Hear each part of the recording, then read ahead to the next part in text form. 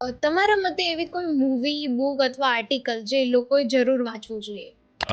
Recently મેં હમણાં એક મૂવી જોયું, મેકડોનાલ્ડ પર બનેલું આખું મૂવી છે. એટલે મેકડોનાલ્ડની જે સ્ટોરી છે, ફાઉન્ડર કરીને આખું જે મૂવી છે, હિન્દીની અંદર પણ ઇઝીલી ડાઉનલોડ તમને મળી જશે ને હિન્દીમાં પણ ડબ લેંગ્વેજમાં પણ અવેલેબલ છે.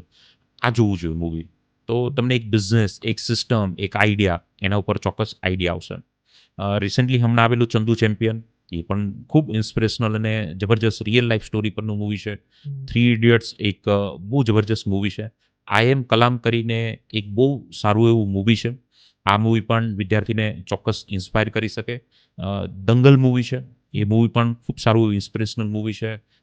આવા જે મૂવી છે જેમાંથી તમે લર્નિંગ લઈ શકો, પણ મૂવી જોતા પહેલા તમારો પર્પઝ ક્લિયર હોવો જોઈએ કે ઇટ્સ નોટ ફોર એન્ટરટેનમેન્ટ. કેમ કે મેં જોયું છે ઘણીવાર મૂવીનો એક ડાયલોગ, એક સીન તમારી લાઈફને બદલી શકે.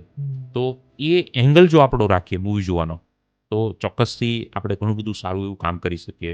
બુક્સ છે તો બેઝિક સાયકોલોજીને કનેક્ટિંગ જેટલી પણ બુક્સ છે, એ બુક્સ વિદ્યાર્થી વાંચી શકે. રીચ ડેડ પુઅર ડેડ હરેક વિદ્યાર્થીએ વાંચવી જોઈએ, એને સમજવી જોઈએ.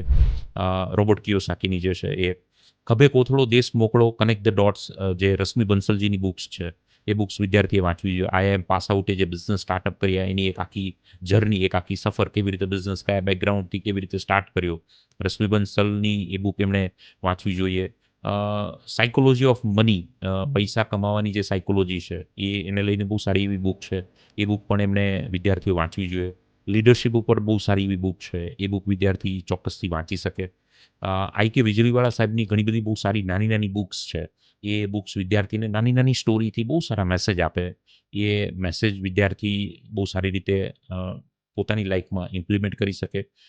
ભગવદ્ ગીતાથી વિદ્યાર્થીએ શરૂઆત કરવી જોઈએ. આ બધી બુક્સ જેના આધારે બની છે એ છે Bhagavad Gita, 7 habit of highly effective people, વર્લ્ડના જે ઇફેક્ટિવ લોકો છે પર્સનાલિટી વાઇઝ, અર્નિંગ વાઇઝ, એમાંની કોમન એવી આદતો 7, અને 7 આદત પર બનેલી બુક છે 7 habit of highly effective people.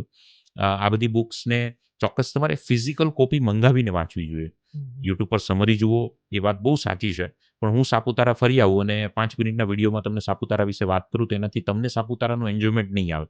તમે જાતે જશો તેને ફીલ કરશો. એટલે જાતે બુક્સને ફિઝિકલ કોપીથી તમે રીડ કરશો, તો ચોક્કસથી તમને એનો બેનિફિટ થશે, તમને એનો લાભ થશે.